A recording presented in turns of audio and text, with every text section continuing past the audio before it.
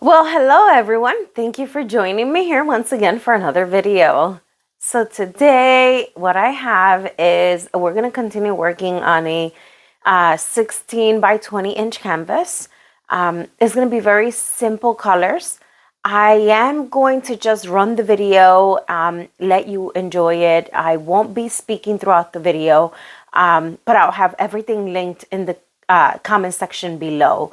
Okay, so you'll have all the information. If you want to try out the color palette, I'll have all that information linked at the bottom of this video.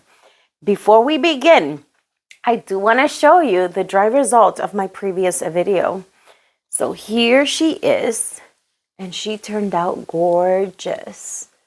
Gorgeous. Look at that. How amazing is that? I love it. It dried perfectly. Look at the shine it has. Nothing changed. Nothing. Beautiful. So, tell me what you guys think. Andrea, thank you for your comments. Thank you. I appreciate you so much. So there she is. Tell me what you think. She will be available for purchase. If you're interested, email me at elsasgallery@gmail.com or check out my website. She will be on there as well.